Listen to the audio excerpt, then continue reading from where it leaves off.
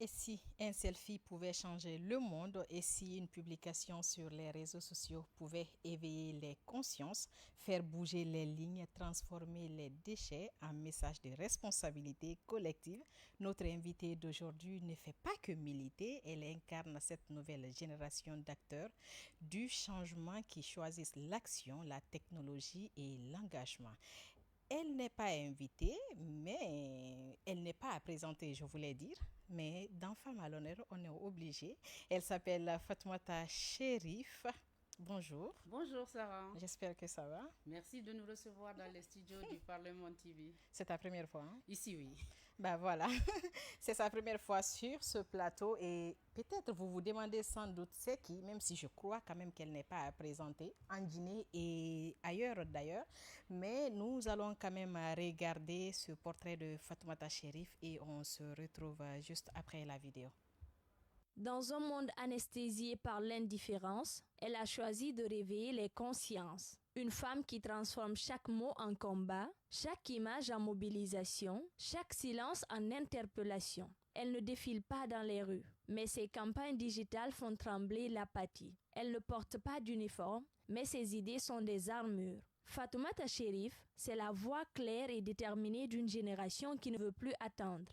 Elle ne prêche pas le changement, elle le fabrique. Initiatrice du célèbre hashtag Selfie Déchets, elle transforme un simple cliché en un cri de ralliement pour l'éco-citoyenneté avec EcoPoint. Elle redonne du sens à l'entrepreneuriat social, elle redonne du pouvoir aux femmes, aux jeunes, aux oubliés. Consultante de haut niveau, influenceuse pour des institutions comme France 24, l'ONU, ou la BAD, co-auteur engagé, elle refuse de choisir entre l'activisme de terrain et les arènes internationales. Elle sème partout, dans les conférences, sur les réseaux, au cœur des communautés. Mais Fatoumata, c'est aussi cette main tendue vers les artisans, cette oreille attentive aux communautés rurales, cette plume vibrante qui écrit pour alerter, inspirer, provoquer. Chaque projet qu'elle mène est une passerelle entre l'engagement local et l'impact global. Engagée, brillante, intransigeante avec l'inaction, elle incarne cette Afrique qui bouscule les clichés. Cette jeunesse qui ne quémane pas sa place, mais qui la construit avec courage, stratégie et foi. Voilà. Aimable téléspectateurs de Parlement TV, vous qui nous avez choisi Femme à l'honneur pour vous informer, vous avez aujourd'hui à Fatoumata Chérif, Madame Selfie Déchet. Ça me colle à la peau, qu'est-ce que je veux? Alors, c'était un petit portrait de toi. Est-ce que tu te reconnais dans cette vidéo? Absolument, je pense que la portraitrice a bien mis les mots là où il faut. Et parfois, on voit le miroir de ce qu'on fait, mais quand on le voit comme ça, on se découvre parfois. Bien Hein. sûr. Oui, parce que d'habitude, on se connaît, c'est vrai, mais parfois on se découvre. Oui, J'aurais appris que c'est tellement compliqué de parler de soi. oui, c'est compliqué. T'as aussi ce problème? Pas autant, mais je pense que quand les gens le font, avec l'observation qu'ils ont de nos actions, c'est beaucoup plus vivant. Oui, nous, on le sait au fond, parce que au quotidien, mais parfois, quand tu l'écoutes, tu te dis, oh, j'ai fait tout ça. Oh, c'est ce qu'on pense de moi. Parfois, c'est important. Se connaître soi-même est très important. D'ailleurs, c'est ce qui oriente notre engagement social et qui répond à notre détermination. Mais aussi, c'est savoir ce qu'on fait, si ça a de l'impact, comment les gens le voient et le perçoivent. C'est aussi important. Alors, il est temps pour nous de parler de tes actions. Nous allons commencer par Selfie Déchet. Où est vraiment venue l'idée? Alors, l'idée est venue en fin 2016, quand la capitale était complètement à l'abandon dans la gestion des déchets. Et si vous vous souvenez, c'est une période où on parlait des élections législatives, donc la question environnementale était complètement oubliée. Et j'ai commencé à faire le tour des mairies, j'ai vu que tous les camions étaient arrêtés en panne, qu'est-ce qui ne marchait pas. Et les immondices apparaissaient partout, sur la corniche ici à Tombeau d'ailleurs, à côté de l'école, du Parlement et plus loin au ministère même de la salubrité publique, au ministère de l'hygiène. derrière le palais présidentiel, je me suis dit, alors là, il y a un problème. Et en commençant donc cette enquête, j'ai vu que le circuit des déchets était bloqué. Donc, les camionneurs ne passaient plus, il n'y avait pas de poubelle publique pour déposer les déchets, mais il y avait quand même cette soif de la population de nettoyer. Parce que si les déchets se retrouvent dans la rue, c'est que quelque part, on balaie dans la maison. Voilà. Et donc, c'est ainsi que je me suis dit, on dépasse ici tous les jours. Mais est-ce qu'on observe? Est-ce qu'on constate? C'est ainsi que j'ai pris mon téléphone. Si on ne peut pas amener toute la population sur le terrain pour faire le constat, on peut quand même amener l'information où toute la population se trouve. Et à l'époque, tout le monde était très connecté sur Facebook, Twitter. C'est ainsi que j'ai pris mon téléphone pour prendre mon premier selfie vidéo pour expliquer, regardez un peu tout ce qui se passe autour de nous. L'océan est pollué, il y a des immondices partout. Derrière les hôpitaux, on retrouve des déchets médicaux, biomédicaux. En pleine saison des pluies, c'est très grave. Donc, imaginez, une fois cette vidéo publiée sur Facebook, les gens se sont demandé, mais c'est où ça? Pourtant, nous dépassons tous ces endroits le matin en allant en ville. Donc, vous voyez un peu. Sans faire attention. Exactement, parce que nos esprits sont préoccupés, les immondices nous ont entourés. On ne prend plus le temps de savoir que c'est un problème parce que l'écosystème lui-même s'est intégré avec les déchets. Et on trouve que c'est normal. On trouve que c'est normal. Donc, c'est ainsi donc que cette première action a été filmée et publiée. Le selfie, pourquoi? Parce qu'il y a tellement de vidéos d'insalubrité sur Internet que je me suis dit, si je suis dedans, c'est la preuve que l'image est vraie. Et en le filmant, je m'engage à être responsable non seulement de cette vidéo, mais responsable aussi de ce qui se passe sur le terrain. Pour la première fois, quel était l'objectif visé lorsque vous vous êtes dit, il faut que je filme ça pour publier? L'objectif déjà, c'était appeler à l'action, dénoncer et éveiller les consciences que nous sommes dans un problème. C'est vrai que nous parlons des élections, nous parlons sécurité, mais et l'environnement. Nous sommes en train d'oublier un facteur important. Les ordures sont en train d'être incinérées. C'est un problème de santé publique. Oui, parce que moi-même, moi j'ai la rhinosinusite. Ça veut dire que quand je sens le plastique qui est brûlé, l'incinération, et quand il y a la pollution, non seulement des constructions, les agrégats qu'on laisse traîner un peu partout, la mer et tout, les odeurs des caniveaux, ça réveille la rhinite. Et imaginez donc la population qui vit à Concassère. Et imaginez l'école. Quel exemple on donne aux enfants? C'est surtout en voyant Tombeau polluer la plage, les enfants qui jouaient dans cette boue sale avec tous les déchets ménagers qui venaient de divers horizons, avec des objets métalliques, des seringues et tout, ça m'a alerté. Quelle image on est en train de donner aux enfants? Si derrière l'école, on voit la saleté et que c'est normal.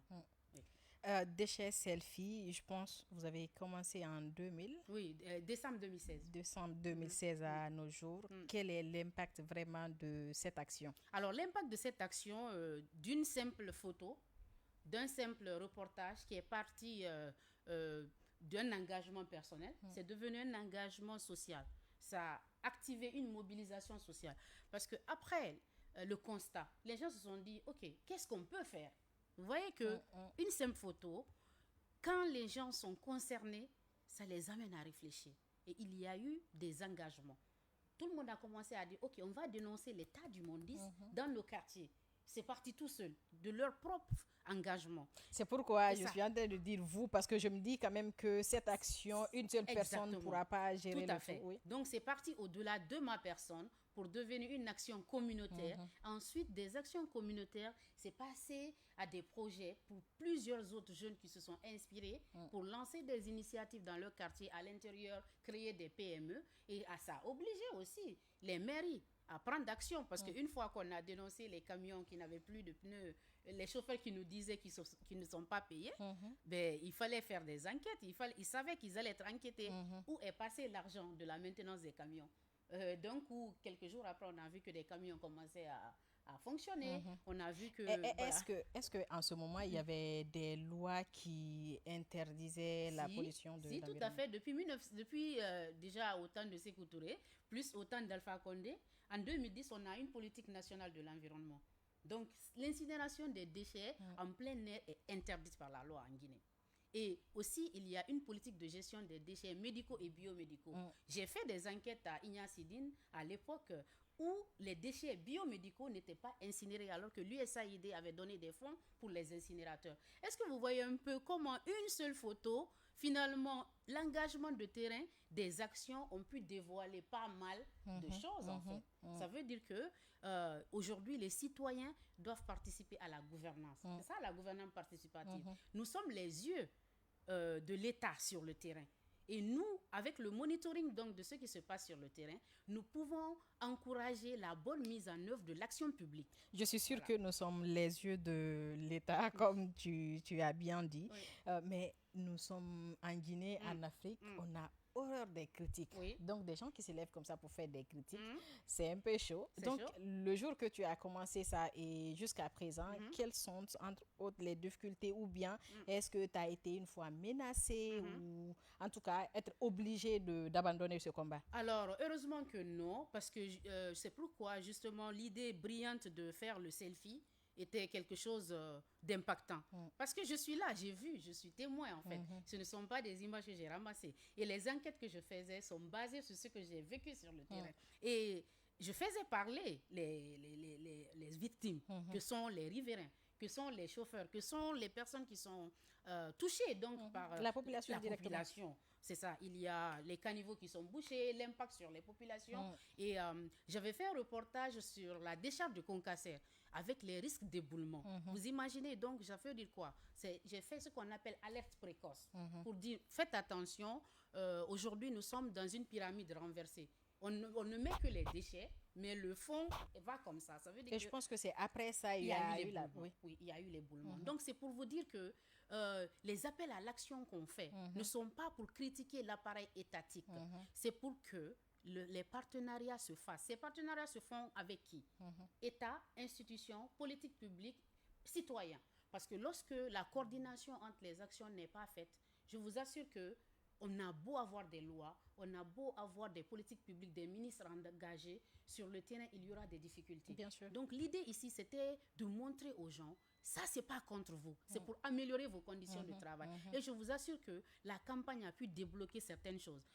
À l'époque SPTD, l'organisme qui s'occupait du transport et de la collecte des déchets avait des difficultés. Parce qu'il n'avait pas de fonds, les fonds étaient bloqués quelque part, il n'avait pas de camions et tout. Quand nous avons nettoyé, on a appelé maintenant cette institution pour dire, ok, nous, on a fini de nettoyer. Vous avez dit que les citoyens ne nettoient pas. On a nettoyé. Maintenant, où on va mettre les déchets? Ce jour-là, on a compris l'importance des partenariats publics-privés. À l'époque, la SPTD était passée à l'Agence nationale de salubrité publique. L'Agence nationale de salubrité publique a demandé ici à un constructeur de leur passer des machines pelleteuses. C'est grâce à ces machines pelleteuses louées ou prêtées qui nous ont aidés à dégager la plage de Tombeau qui est derrière le Parlement TV. Donc c'est pour vous dire que chacun peut faire quelque chose. Il faut une coordination des actions pour que chaque personne puisse savoir qu'il a un rôle à jouer. Ce jour-là, le constructeur là ne savait pas que sa machine pouvait servir aujourd'hui une action citoyenne. En parlant de rôle de tout un chacun, quels sont aujourd'hui les rôles que nos mamans, nos soeurs, nos frères, qui quand même partent jeter les ordures dans la rue, quels sont leurs rôles? Leur rôle, d'ailleurs, on va parler ici de responsabilité. Oui, parce qu'aujourd'hui, quand on parle des femmes, les femmes sont les garantes de l'environnement. À la maison, ce sont les femmes qui balaient. On a fait des émissions d'éducation citoyenne avec les élèves et tout, en les conseillant, parce qu'on se dit qu'avec des ambassadeurs qui sont des enfants, ils peuvent conseiller les parents. Et donc, les enfants nous disaient, c'est nos mamans qui nous disent d'aller jeter dans les fossés, parce qu'il n'y a nulle part où jeter. Et donc, dans ces sensibilisations-là, nous nous sommes dit, OK, il faut que les femmes s'abonnent au PME. On a sensibilisé. Certaines femmes se sont abonnées au PME. Mais le problème n'est pas là. Il n'y a pas de route. Nos villes sont un peu mélangées. Il n'y a pas assez de route pour permettre aux camions d'aller chercher les déchets. Donc, si l'opérateur qui doit collecter les déchets doit le faire au moins 3 fois par semaine, mais il ne vient qu'une fois par semaine ou une fois toutes les 2 semaines, je pense que ces familles sont obligées de se débarrasser des déchets. Est-ce que vous voyez toute la chaîne? C'est ça, en fait, la chaîne de valeur de la gestion des déchets. On a eu justement ce problème. C'est vrai que c'est personnel, mais on a eu ce problème. Pendant la fête, normalement, au moins c'est la fête, il devrait avoir... On devrait nettoyer. Vraiment, mais le monsieur, il a fait 1 semaine sans venir. Tout à fait. Mais Dieu merci, on n'était pas nombreux. Sinon, j'imagine, les déchets, 1 semaine quand même. Ça allait commencer à sentir, à un moment donné, vous vous serez senti obligé d'incinérer. Est-ce que vous voyez? Donc, si l'appareil ne fonctionne pas, le citoyen ne peut pas respecter la loi et la PME aussi va se dire, si je collecte, je vais mettre où? Parce que parfois la décharge est bloquée.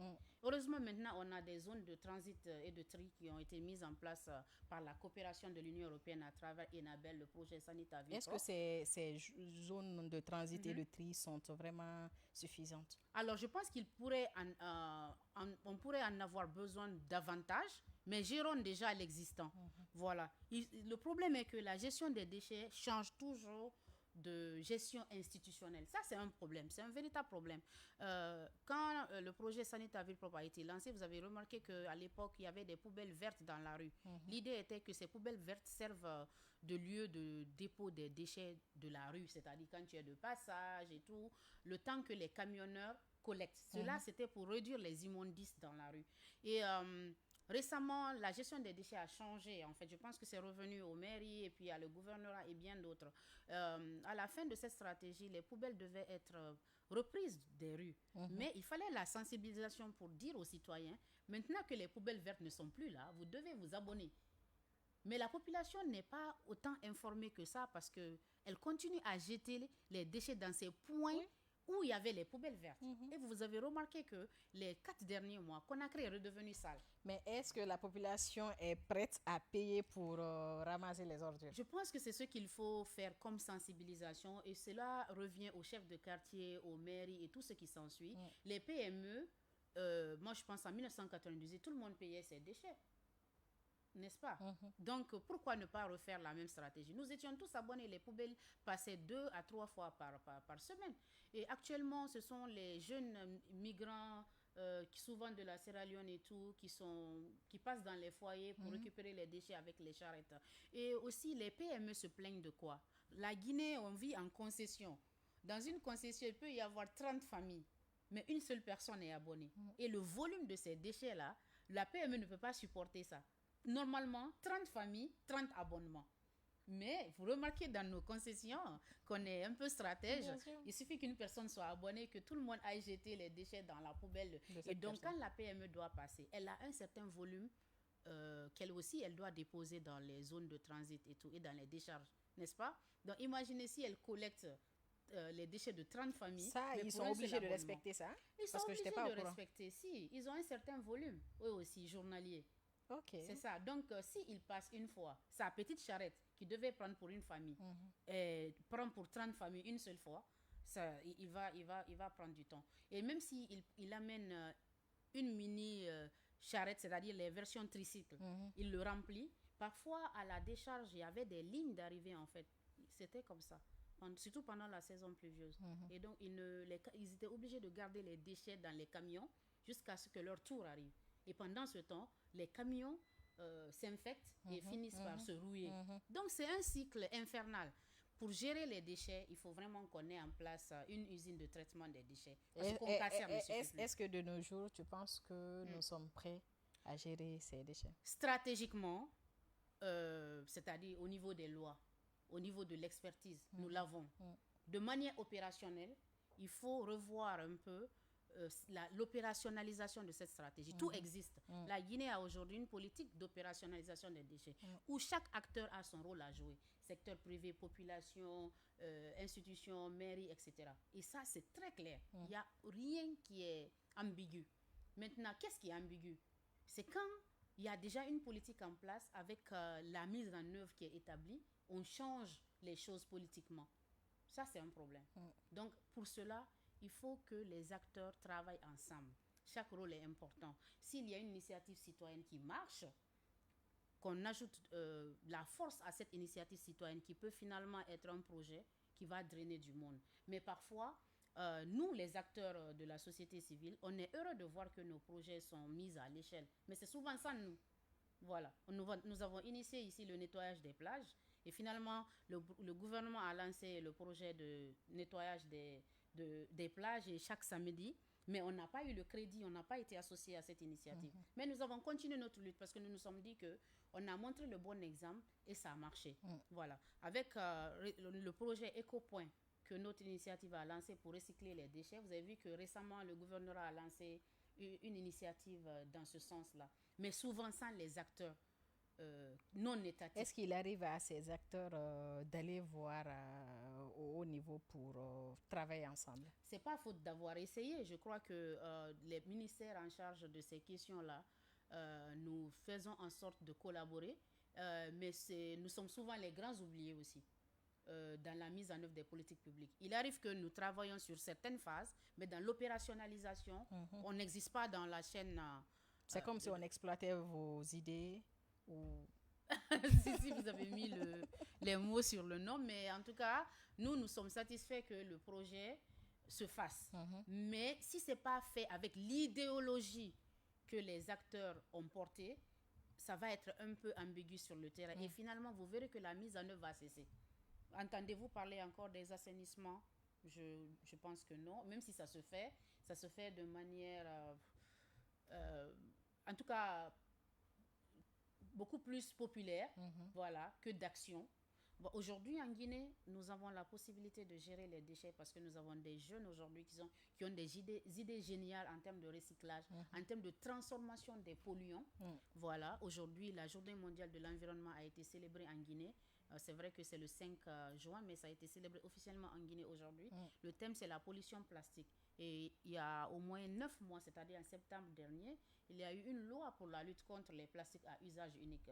Comment informer la tante du quartier que l'attiéké là, que nous tous on aime là, ne peut pas se mettre dans le sachet? Donc, si on arrive à ça, c'est que la sensibilisation a marché.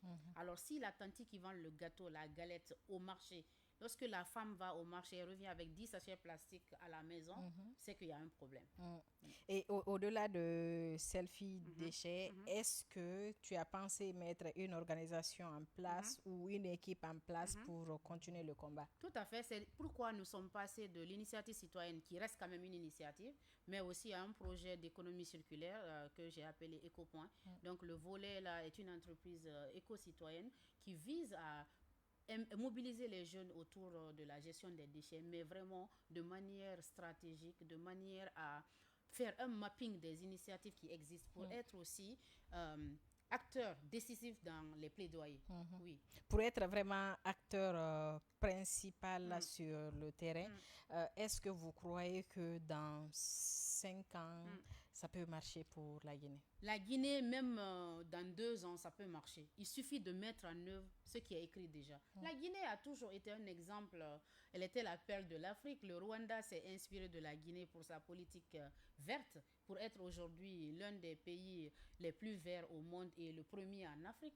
Pourquoi la Guinée ne le ferait pas? Moi, d'ailleurs, quand je voyais le président rwandais venir en Guinée, j'étais heureux. Je me disais que c'était dans le cadre de la gestion des déchets pour appuyer la Guinée dans ce sens-là. Mais j'étais toujours déçue de voir qu'à l'issue des visites, même pendant la visite, la ville est restée encore sale. Voilà. Alors, qui représente aujourd'hui pour toi la justice climatique? La justice climatique doit être au centre de toutes les actions, qu'elles soient diplomatiques, qu'elles soient institutionnelles, qu'elles soient citoyennes. La justice climatique, c'est une question de droits humains. Ce n'est pas seulement de défendre l'environnement. L'environnement est lié à l'humain. Donc, l'humain est partie intégrante de son couvert végétal et même de l'écosystème marin et tout ce qui s'ensuit. Donc, défendre la justice climatique aujourd'hui, c'est promouvoir les droits humains. Aujourd'hui, la Guinée est tournée résolument vers les projets d'extraction du fer, de la bauxite et tout. Toutes les politiques qui vont autour de ça doivent être centrées sur l'humain. Si nous faisons ça, quel impact on aura sur la population? Quel impact on aura sur l'écosystème? Quel sera l'avenir donc du pays? Quand on a des projets routiers, nous devons nous demander, est-ce que ça pollue la famille qui est à côté? Aujourd'hui, j'ai dépassé le stade.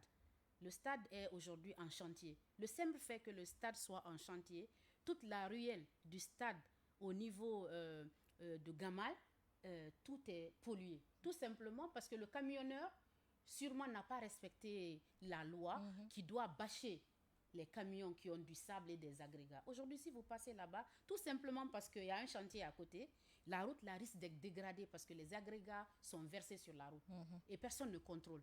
Donc, chacun doit avoir cette responsabilité-là. Aujourd'hui, si on prend le chantier de la route de Bambeto, c'est génial, c'est gigantesque, mais on n'a pas évalué l'impact sur les populations. On n'a pas compensé toutes les boutiques qui ont perdu leurs revenus à cause de ce chantier-là. On n'a pas évaluer l'impact sanitaire, c'est-à-dire les rejets de ces poussières et tout sur la santé de la population. Et quand on prend aujourd'hui ces projets de développement qui vont vers Tayaki, qui vont vers Nongo, qui vont vers... C'est extraordinaire, c'est vrai, ce sont des espaces balnéaires. Nous voulons tous que notre ville soit une ville huppée. Mais quel est l'impact sur les populations? Est-ce que cela ne va pas changer le mode de vie des riverains? Quel est l'impact même sur l'écosystème? Dans les constructions aujourd'hui, il y a des inondations, tout simplement parce que la loi n'a pas été respectée. Donc chaque action que nous menons, nous devons penser quel est l'impact sur l'humain. Et donc, voyons un peu comme si l'avenir de la Guinée ou de nos politiques publiques partait d'un enfant. Quand l'enfant naît, quel est le cadre qu'on met en place pour qu'il s'épanouisse, pour qu'il ne tombe pas malade? Si nous évaluons donc nos politiques en fonction de l'humain, en se basant sur la vie d'un enfant qui vient de naître tout de suite, nous allons comprendre que nous avons des choses à faire. Personne ne va laisser son enfant dormir là où il y a des déchets. Personne ne va laisser sa propre femme cuisiner avec du plastique pendant que sa femme est enceinte, s'il le pouvait. Personne ne va enseigner dans une salle où il y aura des déchets, où il n'y a pas d'air, où la pollution sera là. Donc pensons à l'avenir de notre pays comme l'investissement qu'on aurait fait à un bébé qui vient de naître jusqu'à ce qu'il soit grand. Parce que dans l'avenir, malheureusement, nous allons impacter la vie des citoyens. Et voilà nos vieux qui ne peuvent plus s'asseoir dehors pour respirer l'air, tout simplement parce que c'est pollué. Ils passent leur vie dans la maison. Et cela a un impact sur leur santé. En tant que jeune, c'est à nous vraiment de faire maintenant des efforts. Je vois un jeune sur Facebook qui se permet quand même de nettoyer, de laver. Je ne sais pas si tu as eu l'opportunité de regarder l'une de ses vidéos. Alors, il nettoie où? Dans la rue, partout. Je l'ai vu sur le pont de Bambeto, à Bessia aussi, je crois. Il sort, il fait des vidéos et après il publie. Même si je ne vais pas dire que l'impact est vraiment minime, mais lui seul, ça va être compliqué. Ça va être compliqué, c'est vrai, mais il faut commencer quelque part. Si son action peut inspirer d'autres jeunes à faire pareil, je pense que c'est excellent. Parce que comme je vous l'ai dit, quand j'ai lancé Selfie Déchets, l'initiative a été portée par d'autres jeunes qui ont organisé des campagnes d'assainissement dans leur quartier. C'est-à-dire, au lieu de venir sur les plages où on nettoyait minières, tombeaux et tout, ils faisaient ça dans leur quartier à petite échelle. Mais cette échelle-là est importante. Parce que si, par exemple, toi, Sarah, tu arrives à juste sensibiliser ta tante du quartier, aujourd'hui, on doit utiliser des emballages réutilisables ou biodégradables. Et tu lui donnes des adresses pour qu'elle puisse acheter ces intrants-là. Elle va commencer à changer au fur et à mesure. Elle va même améliorer le concept de son business et finalement assurer les livraisons parce qu'aujourd'hui, elle a des emballages et tout. Donc, ça commence là-bas. Comme je vous l'ai dit, c'est le citoyen zéro qui doit être informé d'abord, sensibilisé et changer. Sinon, nous allons tourner en rond. La Guinée a de parfaites politiques. Rien à dire. Parce que nous sommes d'ailleurs parmi les premiers à ratifier les conventions. Même la convention sur la lutte contre le changement climatique avec l'accord de Paris, nous avons été parmi les 39e, je pense, sur les 100 et quelques pays, près de 200, à faire notre contribution déterminée sur le changement climatique au niveau national.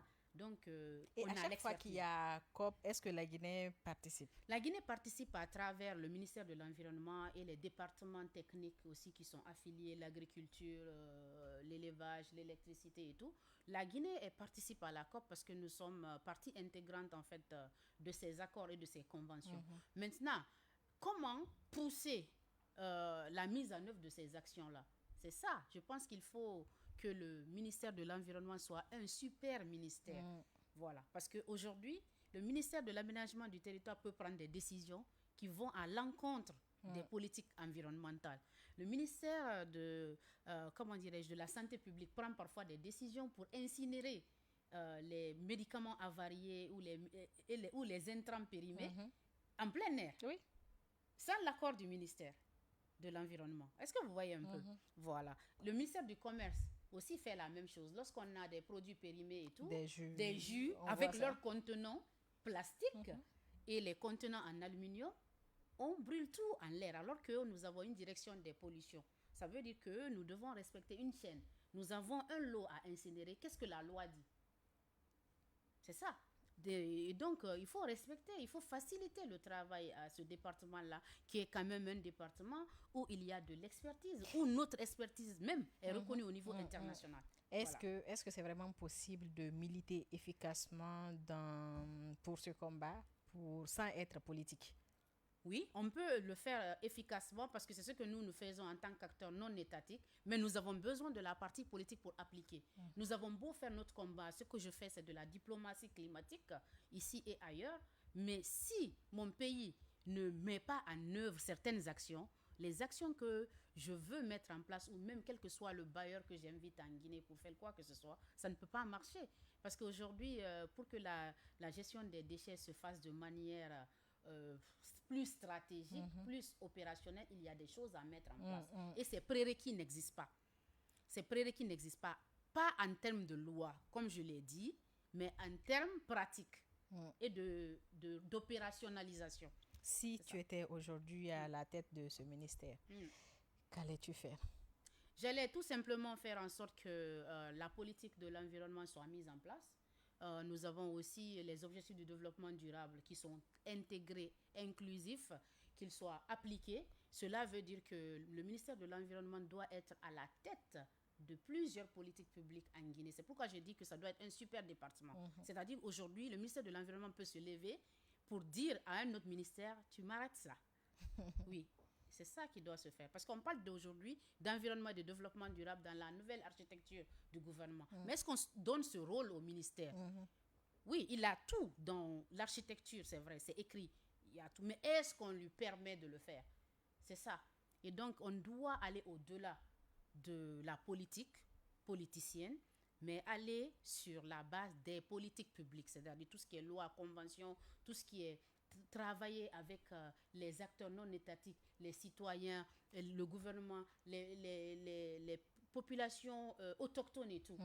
Par exemple, si je vois Kaloum aujourd'hui, il n'y a aucun vestige des Bagas.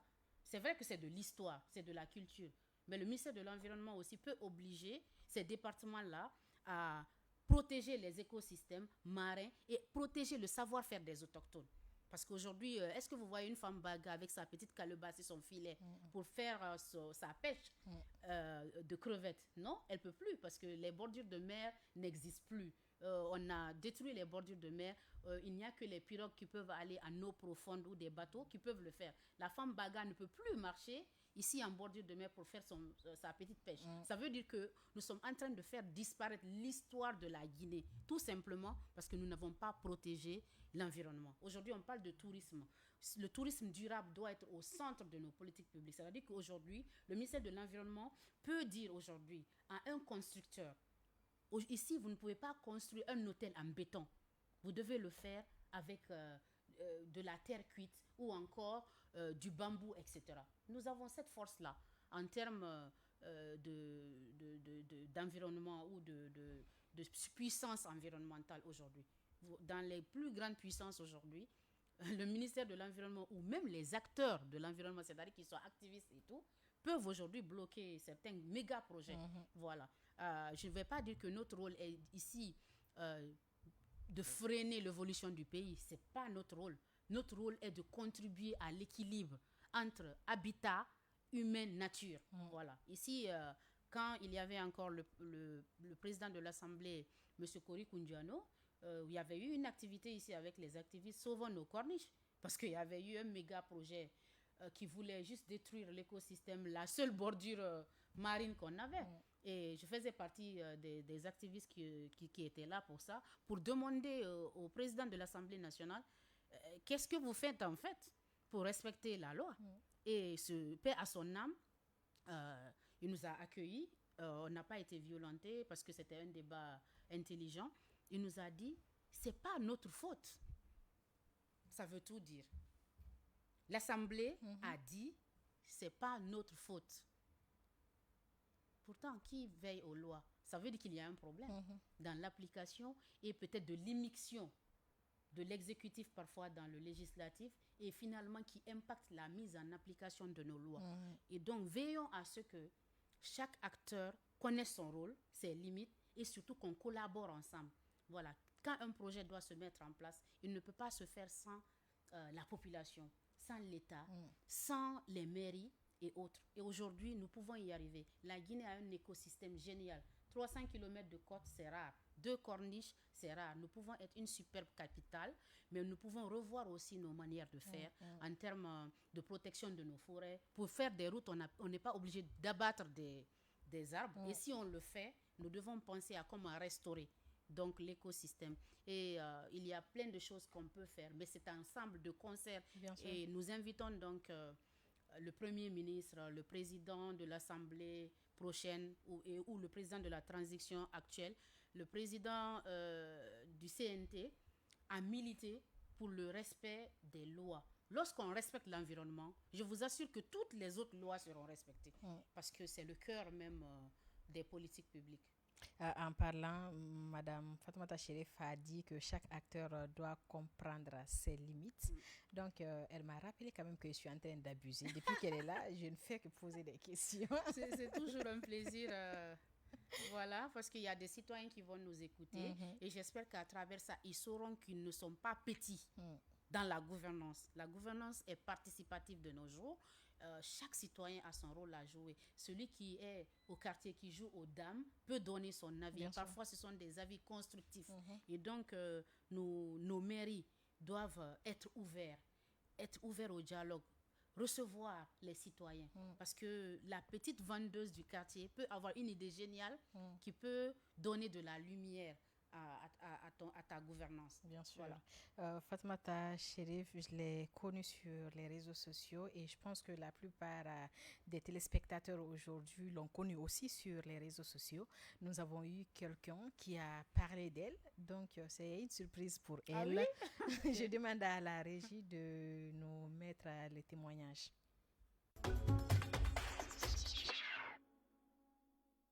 Mon nom c'est Yula Ibrahim-Souri, je suis directeur exécutif de l'ONG PRAN qui signifie plaidoyer recherche et renforcement de capacité des ONG. Fatoumata Chérif, je l'ai connue sur les réseaux sociaux. La connaissance virtuelle de façon présentielle physique, c'était autour d'une activité que nous avons organisée en collaboration avec le PNUD sur financement de la fondation Bill et Melinda Gates qu'on appelle le camp climat. Donc, elle avait pris part à cette activité en tant que changemaker, c'est-à-dire des personnes qui ont des engagements transformateurs des sociétés.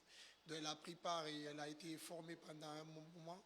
Elle a pu initier avec ses collègues ambassadeurs durant le camp des actions de sensibilisation et qui touchent les questions essentielles aujourd'hui qu'on appelle les déchets plastiques.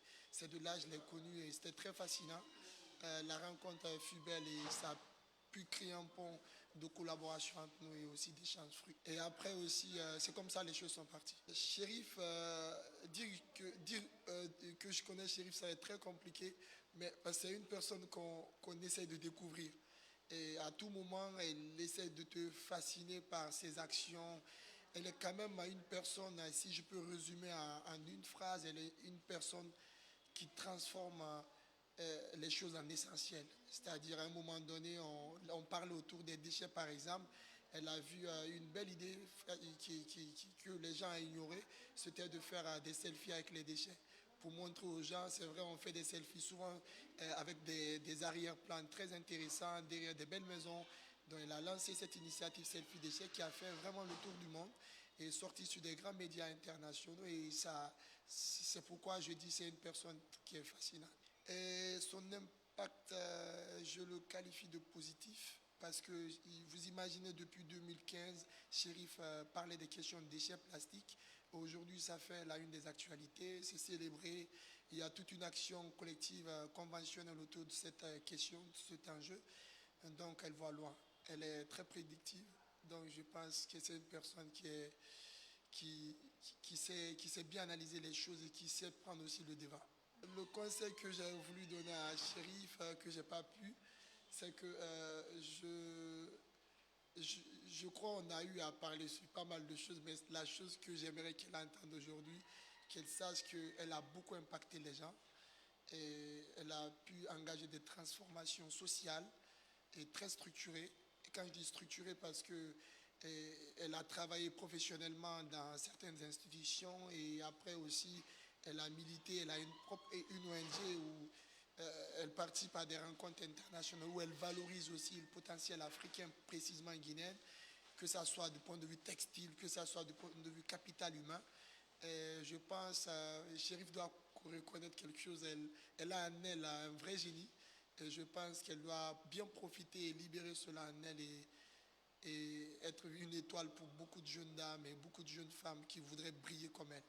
Mes sentiments sont très dispersés, mais je sais que j'aimerais toujours collaborer avec Chérif. Elle sait, je l'ai toujours écrit. Si elle me regarde aujourd'hui, elle peut l'avouer devant vous. C'est une personne que j'ai toujours consultée, j'ai toujours sollicitée. Et elle est difficile à avoir hein, parce qu'elle est engagée de part et d'autre. C'est une personne vraiment à côtoyer, à approcher. Dans le sentiment, elle est très professionnelle. Je pense aussi que Yula exagère, que mes sentiments sont très professionnels. Non, il n'exagère pas. Parmi les jeunes leaders de la Guinée, voilà un jeune brillant, voilà un jeune créatif, voilà un jeune qui n'arrête pas de penser à l'avenir C'est pourquoi positif il de la a Guinée. cette grosse tête. Voilà, en plus de ça, je pense que nous avons plein de connexions, il a dit, parce que depuis longtemps, on parle de certaines questions qui n'avaient même pas été au centre des questions à l'ONU. Nous parlons de certaines questions qui n'ont été mises en œuvre en Guinée que 10 ans après. Est-ce que vous voyez un peu le génie créatif et tout? Et donc, voici un jeune qui n'a pas besoin, je ne vais pas dire qu'il ne va pas être dans le gouvernement, mais c'est-à-dire qu'il est un atout pour les gouvernements. Est-ce que vous voyez, il y a des personnes comme ça, vous les écoutez, vous avez juste besoin d'eux comme consultant, en une nuit, vous pouvez réaliser des milliers de choses. Et voilà des personnes comme ça qu'il y a en Guinée, dont Yula, Ibrahima Soro Yula, il est sur plein de fronts aussi à l'international. Il milite pour que beaucoup de projets viennent en Guinée. Mais comme je vous l'ai dit, si le cadre logique n'est pas structuré et bien mis en place, quel que soit le combat que nous ferons sur le plan international, la mise en application sera difficile. Et donc, ce qu'il dit est vraiment quelque chose qui vient de lui parce que on a travaillé, on s'est observé, on a collaboré, on a nos idéaux. On peut passer parfois du temps à parler sur un sujet. C'est comme si on a fait un thème là-dessus.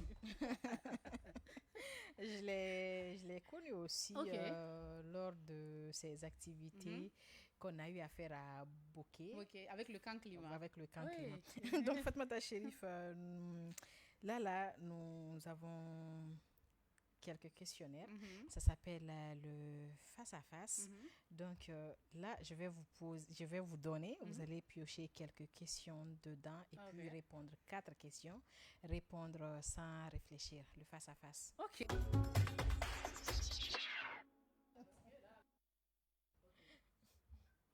Ah ouais? J'ouvre? Ok. Une phrase qui vous définit. Ça c'est beau.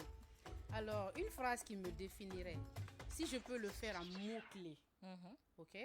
Créativité, authenticité, africanité et, oui, engagement. Oui.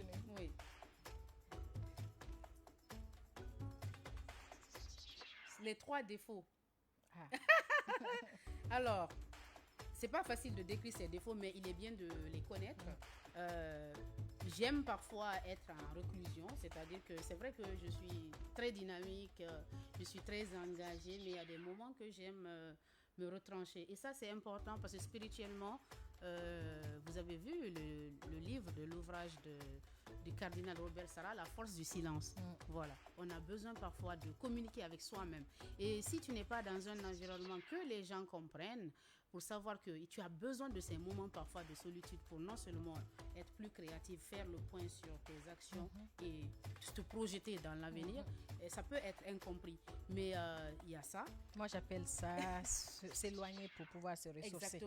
Exactement. Et aussi, ma patience peut être un défaut parce que je tolère beaucoup. Parce que je donne toujours le bénéfice de doute aux gens.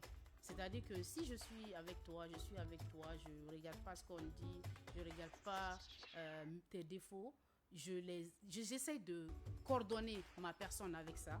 Et parfois, ça peut être impactant parce que tu prends trop sur toi. Oui, tu prends trop sur toi. Alors que ta santé mentale, tout ça compte. Voilà.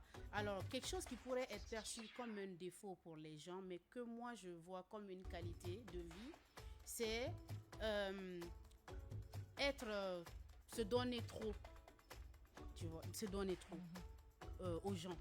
Ça veut dire que je me donne trop dans les actions sociales, je me donne trop dans des actions qui auraient pu être des choses qui me reviendraient pécuniairement. Est-ce que vous voyez? C'est-à-dire que j'aurais pu monétiser plein de choses. Et ça, c'est quelque chose que j'ai pris de ma famille, de mon grand-père, se dédier communautairement. Mais c'est vrai qu'aujourd'hui, à l'ère de 2025, il faut quand même changer ça un tout petit peu. Ça veut dire que si je dois passer à la télé, que je demande un cachet aujourd'hui au Parlement TV et tout, non, je veux juste dire par là que dans mon domaine et dans ce que je fais, je suis quand même reconnue dans mon expertise. Et cette expertise peut être monétisée. Mais je le fais parfois à 0 francs. Et à 2025... Tu es devenue de la maman poule. Exactement. À 2025, peut-être que ça, il faut changer. Parce que nous sommes dans une... je suis consultante indépendante. Je vis de mes revenus que je génère. Donc, si je fais tout gratuitement, de quoi je vais vivre? Donc, ça peut être défini comme défaut pour des gens qui sont quand même focus stratégie financière. Mais par contre, pour quelqu'un qui base ses activités sur l'humain, tu trouves que c'est normal. C'est pourquoi tous mes projets, je les développe autour de l'humain. Ce sont des entreprises sociales, ce sont des projets communautaires qui mettent l'humain au centre. C'est ça. Je peux faire une activité sur fonds propres. À chaque fois que je travaille, je prends mon propre argent pour faire des actions. Voilà, je ne demande pas un financement de l'État, ni un financement d'une institution publique ou étatique. Je n'ai pas dit que je n'en ai pas besoin. Je me dis que c'est le cerveau qui est d'abord la première ressource. Voilà. Je pense que Parlement TV doit recruter Fatoumata Chérif pour être journaliste. Elle parle trop. Une femme qui vous inspire. Alors, mes premières inspirations viennent des femmes de ma famille. Voilà, ma mère, ma grand-mère que j'ai vue à l'œuvre et qui est battante, qui a eu toute une communauté d'enfants autour d'elle, qui se dédie aux gens. Ma mère, elle est plus que moi. Et chaque fois, je lui dis, tu vas te cogner la tête, fais attention. Mais quand elle fonce, elle doit foncer. Et il y a ce sens de l'humain qu'elle a, qui m'inspire et qui fait que voilà, ça guide beaucoup mes décisions, mes façons de faire. Et je pense que ça, c'est quelque chose de positif. Avoir quelque chose, une ligne directrice qui nous vient, soit de notre communauté, c'est parce que c'est l'authenticité, j'ai parlé de l'africanité, c'est important de prendre quelques petits savoirs et savoir-être, savoir-faire qui viennent de notre essence même. C'est la famille, c'est la communauté, c'est l'ethnie. Il ne faut pas du tout... c'est pas une question d'ethnostratégie, non, c'est important de savoir d'où l'on vient, à quelle communauté on appartient, quels sont les principes qu'on doit développer. Et ça, c'est important. Oui. J'ai 3 déjà. 4. Ah, d'accord. Une qualité essentielle pour réussir, bien se connaître pour progresser. C'est très important. Si tu te connais bien pour progresser, tu vas savoir à quel milieu tu dois appartenir, quel milieu tu dois éviter. Connaître tes limites. Connaître tes limites, le genre de boulot que tu veux et tout. Moi, comme moi ou d'autres jeunes, nous sommes des personnes qui sommes très créatives. On n'aime pas les choses statiques. Donc, on saura qu'on ne peut pas travailler dans un milieu routinier où il faut faire la même chose tout le temps avec des idées qui n'évoluent pas. Bien sûr. Voilà, ça c'est important. Bien se connaître pour progresser.